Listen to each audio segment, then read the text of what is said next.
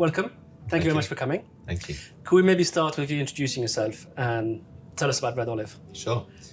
So my name's Jefferson Lynch. So I run an organisation called Red Olive. We're an analytics and data management company. The company was started about 10, 11 years ago now, something like that. Really the proposition from the start has been to help organisations extract value from their data. And there are a number of ways we do that. One of those is that we aim to really understand the business of our client. The second thing really is we aim to deliver value quickly. And that's partly because we're saying we're an onshore, local, business-oriented company as opposed to offshore and remote. And the third aspect really is we aim to do our business in an ethical, and straightforward and truthful way. So that's the sort of... It's a novel concept. Yeah, well, we think it's serving as well. But yeah, good. And of course you do a lot of property work. We do. Particularly in social housing. Yes. What sort of things do you do? Well, so we deal with, as you said, a range of social housing providers, ranging from some of the very biggest ones who've got many, many tens of thousands of properties and 150 to 200,000 tenants, that kind of number, right down to some of the smaller ones who maybe have got 5 to 10,000 properties. But we do a whole range of work with them, really. Anything from an analytics and data strategy, design of systems, so offer lots of base data related work. Why social housing? They're a great bunch. I mean, some of it is actually, I think, there's a whole number of reasons really. I think there's a real need there, and maybe some of what we're going to come on maybe to talk about is I think many people will be familiar with so many things that have been in the media over the last probably 18 months or 2 years have not gone well. With particularly in the social housing sector, vulnerable people affected, people not having a voice, bad things happening, and what we see is that lots of people in the social housing sector are trying their best, want to do a good job. We want to try and help them with that, really. Because it's a tough sector, because they're very squeezed in terms of margins. Yes. They have to provide social goods. As you say, they have tens if not hundreds of thousands of tenants, and they have very little operating margin to work with. And they often have large legacy estates, which are in dire need of repair. Having worked myself across some of the social housing providers, I think they all have very similar problems. And a lot of it is data linked. A lot of it is around complaints, is around predictive repairs, unplanned and planned schedules of maintenance, all of those sorts of things. Where do you think are the biggest opportunities? So historically, I think that sector has not been well served by data. So if you think about some of the things that they have to do, let's start there. They have to make sure properties are safe, so they need to have things like electrical and gas safety certificates, a number of those things. Many of those documents are printed documents that have been signed and then scanned, so they don't have often, in lots of cases, access to their digital data. So there's quite a lot of silos of data that they're not necessarily that easily able to access. So it's a heavily regulated sector. In many cases, there are returns that they have to provide to their regulator, the housing regulator, on an annual basis. And I think the misnomer might be that it's an annual process. Actually, what needs to happen is the submission is once a year, but they spend a lot of the year having to work on data because they just find out where they've got data that's missing, that's out of date. So some of it is about not having the right data, and we try and give them visibility of that and then the ability to improve it. And then some of it, then is also about where do you apply it? And I think, again, sometimes that needs time to think about. And as you said, there's quite a lot of pressure on people in the sector to be doing a frontline job a lot of the time and pausing to think where improve is quite a tricky thing. There's lots of firefighting as opposed to thinking about operation improvements, efficiencies, and to a degree how to better use data to serve their customers. Where do you see the biggest opportunities?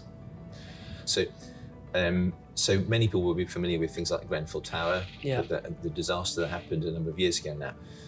I think one of the good things in many ways that's coming out of that is the Housing Safety Bill, Housing Safety Act is coming into effect, and it is bringing some clarity. And so I think if you look at the sector as a whole, previously it's been difficult to get, to join up. What was the idea of the architect in the first place? What did that translate into then in terms of the structural engineering? What was then left with the operator, the landlord, because a lot of that matters and needs to be joined together. So some of what's coming out of things like the housing bill, it was the requirement to have that golden thread. And now what that brings to the sector is a requirement for a base of much better data. So some of what's coming and some of what that's leading to is a real attention going on to things like identifying people who might be at risk, so the vulnerable people. So for example, if someone has got asthma or a breathing condition, it's very likely that they would be viewed as vulnerable in the setting of a damp home, and there's a higher requirement as part of the incoming legislation to spot those people and be able to deal with them early. So I think there are opportunities that, there are challenges, but opportunities in places like that. I mean, you mentioned already we deal with things like complaints. I think, again, partly driven by some things that have been said by people like Michael Gove and others in the government. This is very public, of course, who've been encouraging people who are tenants to complain. And rightly in many cases, but to be more vocal about that. Lots of these housing associations have seen very large increases in the number of complaints that they're having to deal with. And a lot of the time they're swamped by then trying to understand root causes. So what a company like ours has been helping to do is trying to, help them join together those different silos of data to get to root cause quicker.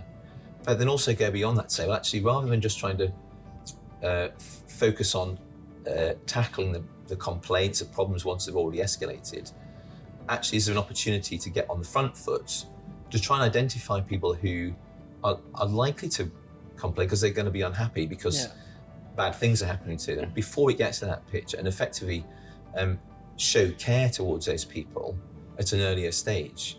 And that's, of course, that's a machine learning and AI type of application. So there were areas like around complaints. Similarly, incoming technology around things like IoT devices is enabling much better modeling for things like predictive maintenance as well, and will improve, I think, a whole load of models. I was recently speaking to one of the large social housing providers, and they were struggling to understand which parts of the portfolio they should invest in and refurb, and which parts of the portfolio will not be up to future standards.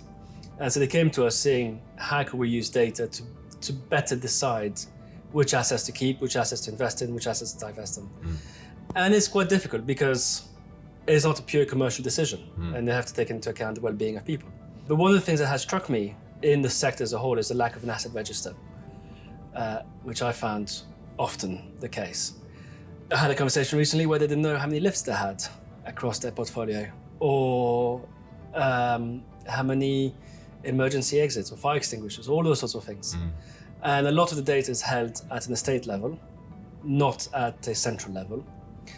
A lot of the knowledge of the tenants, of who the tenants are, what they do, which ones are paying and not paying, etc., is held at an estate office level, not a central level. And so I know for this particular housing provider, centralizing the data was one of their core challenges. It sounds to me like there's enormous amounts of low-hanging fruit in terms of data, and particularly fairly simple data analysis and fairly simple machine learning and data science that can yield enormous benefits. So why is it not being done to a greater degree than it is today? Because over the past 5 years, the problems of 5 years ago are still the problems of today.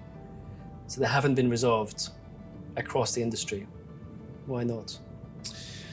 We've done quite a bit of work within the utilities sector.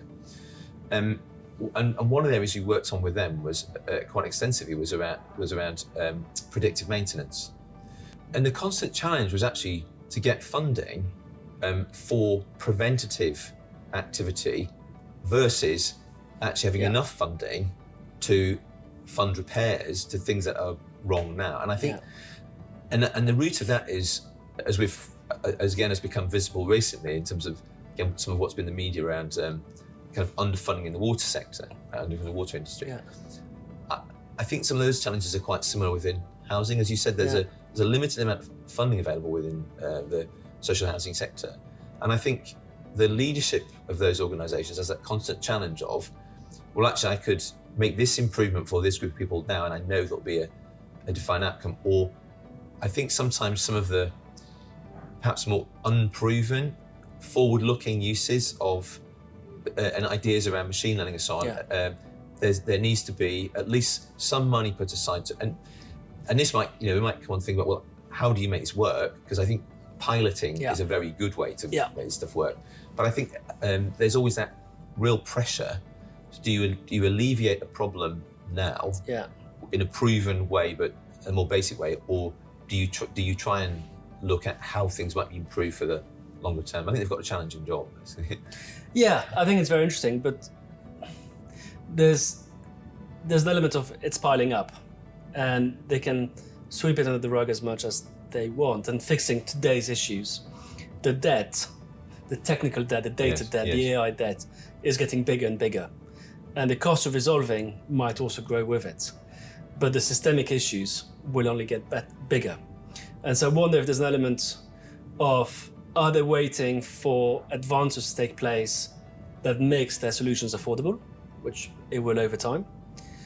Is it also a case that a lot of the consultancies are just too expensive for them? A lot of the data work that needs to be done, because the margins are low, their capability to pay is low, and it's just not interesting enough work for a lot of the bigger consultancies? Or is it a case of, it's such a mess, it will require a proper transformation program to put in place, and you're talking multi-year, multi-million pound investments, that there's just no money for it at all? I think there's a tendency in some cases within the industry to try and do everything internally. So to try and kind of recruit a team to build a data platform and learn about machine learning and how to benefit from it and so on. Whereas I think one of the things that can come from working with an external partner, and it doesn't have to be that you outsource everything to an external partner, but it's actually, they have done this before many times in some cases. And there is a definite way to go about doing this so that you get benefit out of it. And I think if you take on people who haven't experienced that for themselves, I think there can sometimes be a tendency to want to kind of learn technical skills on the job, and that takes time and it costs the organisation money. I think if you can, so if we can access the kind of real problem owners, often we can help them understand that actually in some cases we may already have pre-built models, like around, we talked about things like complaints and predictive repairs and things. Actually, why would they not acquire one of those externally, whether from us or from someone else? Because actually they can start to benefit from those today. And in general, lots of those are priced so that it's cheaper than trying to build something internally. So what do you find is the right operating model or right business structure? Is it a product that people subscribe to? Is it a bespoke type of AI that then have ownership and IP over? Is it purely SQL data queries and things like this that you build on their system, which is bespoke to them? Where's the most interesting aspect? Yeah, I think there are aspects of all those three. I spoke recently with someone who's the head of data analytics for a large London-based housing association, and I thought that individual's view was very informed, actually, which is they were clearly making the decision, and they said, look, if there's a model out there that's already been built that tackles a specific problem that we need to deal with, we want to know about that, because actually his view was to say, look, we're not trying to, we're about housing. Not trying to invent, we're not trying to build a massive internal analytics and data team. What we want though is we want a capability in their case around data science and data and so on. But actually what they really wanted them to be, those people to be working on, was things that are very specific to their housing association situation, not a generic model for rent arrears or complaints or whatever. So I think they understood very well. So in that case, that would be partly where the models at least explore to what extent you can use them cost effectively. I think there will always be the need for kind of very evidence-based, quite stable, with good data lineage, so a core data platform, so that you can, all your base routine reporting, some of which is for you internally, it might be for management accounting, might be for making sure you're managing your assets well, and also for use with the regulator, right, is available. I always think boring is a good byword for that. You don't want exciting, at least for lots of those things. I think where some of the excitement can come, right, is housing associations now putting more, and in many cases, kind of multi-device IoT devices into their properties, and collecting obviously heat and smoke, but also things like CO2 detection, CO detection. I think longer term, to understand at scale what's the connection between long-term health, right, and the environment that someone's living in. Yeah. So I think there's probably a mixture in there, but I think it's right that these organisations are looking for some of the innovation to be in-house, problem-led, really. And I wonder, since they're all driven by common sense of social purpose and social goods, isn't there room to create a common data platform to allow them to benchmark, to allow them to share best practices, and to allow to benefit from economies of scale of having something common across all of their estates? They're not really competing in the commercial sense of the word. Yeah, that's right. And what that would mean is, right, that actually you'd have parity, and I think I could ultimately see that, as you're saying, with a base across a much bigger property portfolio, there's obviously a lot more that you can do in terms of training AI models, machine learning models for the common good. But I think as individual housing associations, often they don't have the scale of data. That might be one example of how that could be tackled more as a sector. Should that be driven by regulation, or should that be driven by the industry itself? I'm not sure that should be driven by regulation. I think as a society as a whole, there's been over the last probably 2 or 3 decades a push to have more that's legally mandated, right, in many areas than has been the case previously, and I'm not always sure that's a good thing. I think so. I think the last thing a lot of these guys need is even more legislation that they're being anchored to follow. I think the desire is there. I mean, I think if in time it proves not to be possible other than through legislation, then but I think right now. So let me rephrase. Instead of regulation, is it a central government responsibility to put in place the infrastructure and the mechanism to allow for the sharing of data, the pooling together of data, investments into AI, and a clear definition of terms of what each data point means and how it's measured and how it's reported? So thinking aloud, I suppose, I think there are clearly some areas that have to be mandated. So safety, things to do with safety and that base well-being, that has to happen.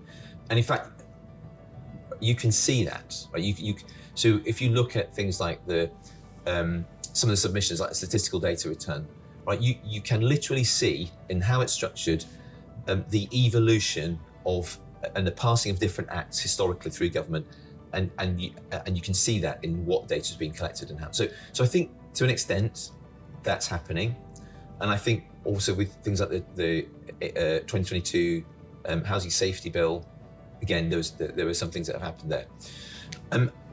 I think the difficulty that happens in any industry, if you try and do everything through a kind of mandated government body, is that often you can end up trying to force frontline organisations to do things that just don't make any sense to them, but they put the focus in the wrong area. I mean, I think there are some organisations that are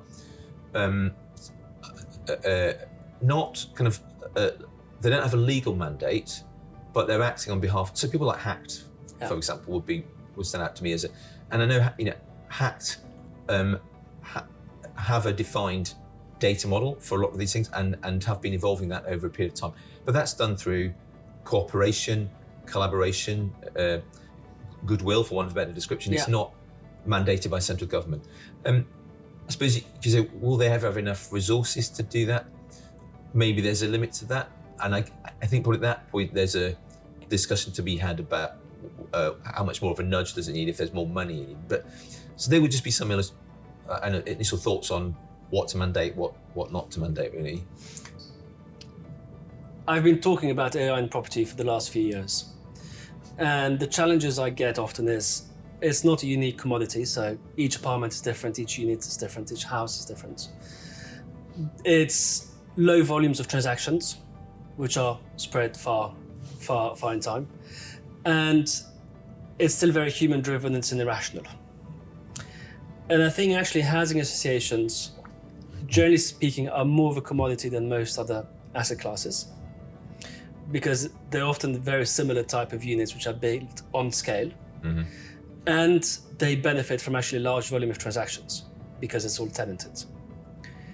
But a single housing association by itself doesn't have the means or the size of the training data to really deploy large-scale AI models, which is why I'm thinking towards how do you get to the stage of big data, which is often a challenge in the property sector, is actually we don't have relatively big data, we have relatively small data, and it's, generally speaking, all over the place. And so I was thinking, is housing association one of these use cases where actually you have quite a lot of good usable data that comes in on a regular basis and is in sufficient quantity and quality?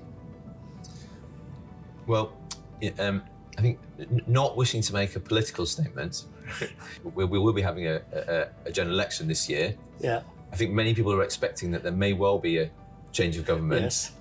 I suspect that if that were to happen, a more left-wing government might take the view that they wanted to do more centrally, Yeah. and take a more controlling hand. I think that might be take a view of, if you wanted to call it, a larger government. Yeah. So that would be in line potentially with that. I mean, I think we've touched on a little bit about things like the collaboration with RICS that's going on around trying to come up with some standard metrics for assessing housing. And as you say, there may be less diversity about some of the properties that are built within housing associations than smaller, more niche kind of commercial organisations. So I suppose is there a case for doing that? I certainly could see, particularly if that data could be made openly available. Yeah. The potential to use it as a platform to make it available to lots of organisations. I could see how it could drive innovation in the industry. That'd be interesting. I remember we were at the housing conference in Manchester last year together. And there were two pieces of tech there that really blew me away. The first one was a guy walking around with a giant camera strapped to his chest. And he explained that he walks around buildings during construction to take 3D video images of every stage of the construction. He does this on a weekly basis. He walks around the corridors. But it means in the future, when the building is finished, you can walk around with VR glasses and see all the layers behind what exists, behind your paneling, behind your walls, etc. See where the pipes are, where the cables are, where the joints are, and so on. And I thought that was really cool because now you know exactly where to drill, where to make a hole, where the repairs might need to take place. And the other application which really blew me away was a company called Vantage UAV.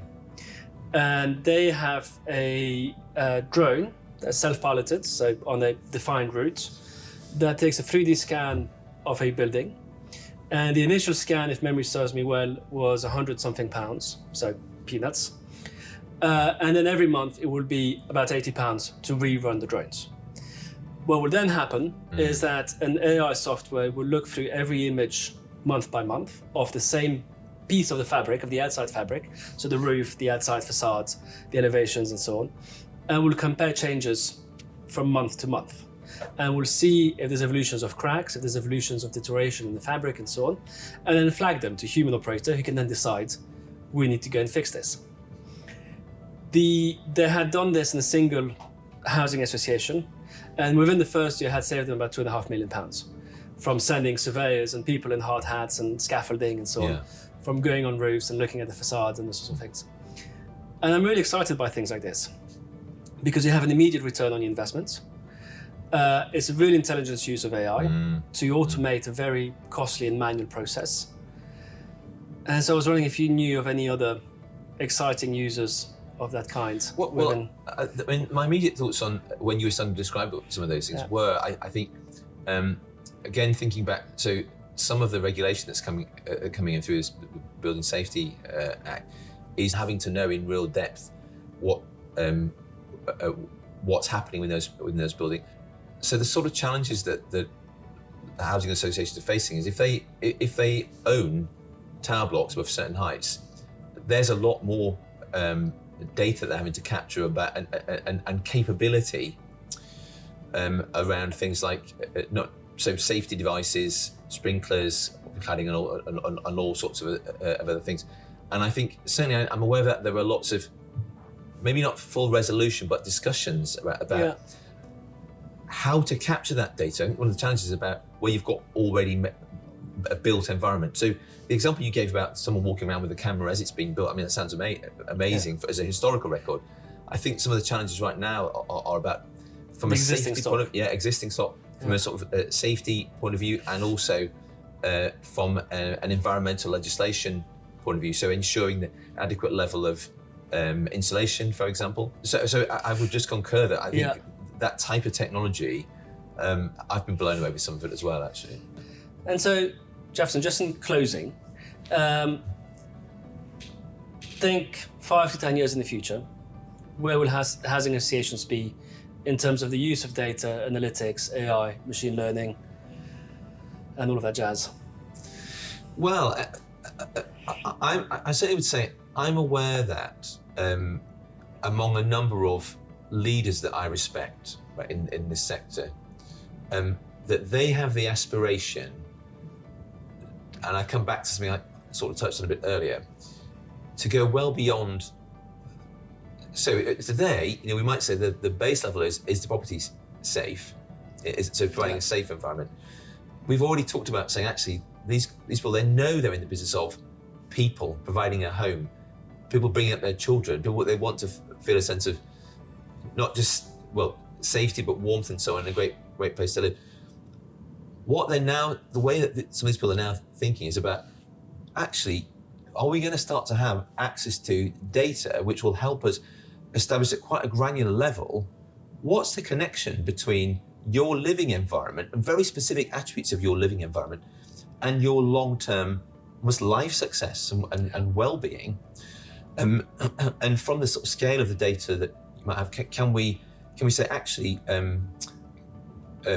access to this level of natural light is needed, or access to this type of green space, this type of exercise capability. So they're trying to take a much more holistic view of the person. And I think one of the really exciting opportunities is for people who are working in and thinking about the design of the built environment, is what will be some of the new factors that they ought to be thinking about for the next 20 years, 30 years of housing. Okay. Jefferson, thank you very much. Thank you very much. Very informative interview. Thank you very much. Cheers. Thank you.